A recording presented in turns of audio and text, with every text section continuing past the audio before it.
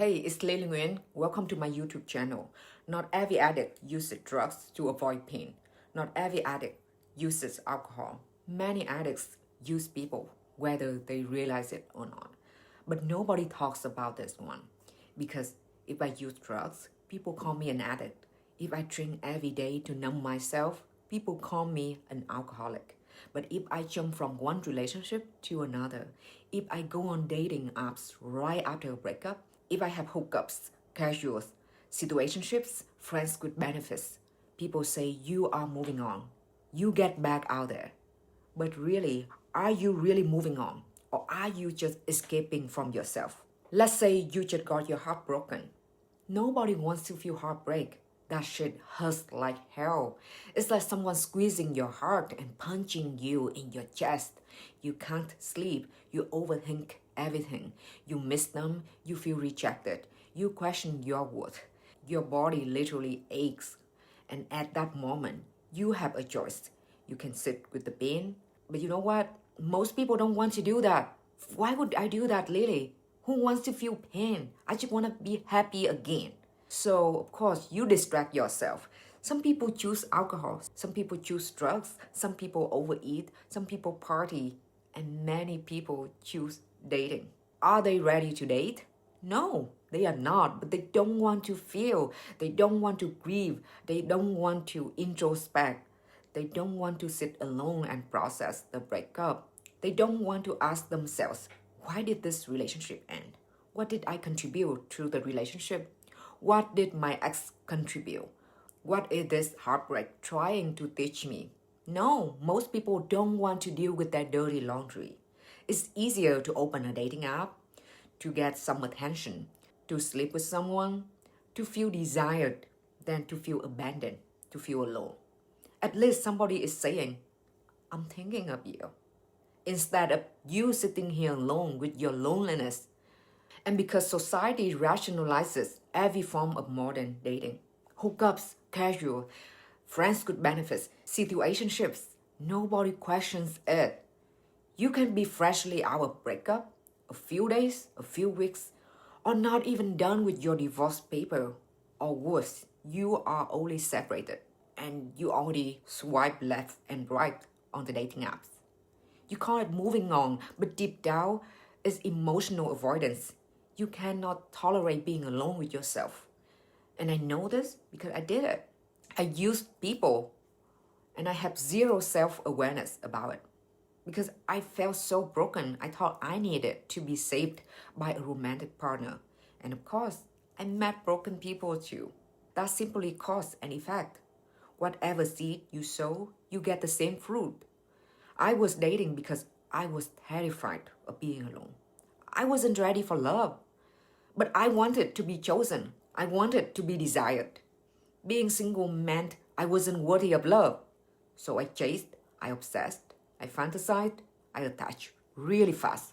I used romantic connections to distract myself from all of my dirty laundry, from processing all of my past relationships, from healing my childhood trauma. And I thought I was looking for love. Who doesn't want love? But you know what? I was looking for relief. I was looking for an escape. And that's one of the biggest lies we tell ourselves. We say, I should love really hard. But really, be fucking honest with yourself. We don't love hard. We attach hard. We crave hard. We avoid pain so hard. And because society glorifies romance, love addiction and unhealthy attachment hide in plain sight. Nobody talks about it. Nobody says, hey, maybe you don't need a person right now. Maybe you need grief. Maybe you need solitude. Maybe you need therapy. Maybe you need to cry. And most importantly, maybe you need to fight yourself. But how? And where? I'm here, I'm me, but I feel so lost. I don't know who I am. I feel so uncomfortable in my own skin. Questioning is good. It's the first step. You have to ask questions before you can find answers. Most people don't even dare to ask. And I'm not here to tell you dating after a breakup is wrong. You have to look beyond the right and wrong. I'm not saying you need to be single forever. I'm asking, Why are you dating? Are you genuinely open to connection? Are you genuinely getting to know someone? Or do you just want attention, sex, validation, so you don't have to be alone with your thoughts? So you don't have to deal with your dirty laundry? Because if it's the second one, I hate to break it down to you, you are using people to escape yourself. And the sad part is, when we date from brokenness and lack, we often create unhealthy dynamics with people who are also broken. And that's how we end up hurting each other again. From one relationship to another, when two people lack self-awareness and communication skills, they project their pain onto each other.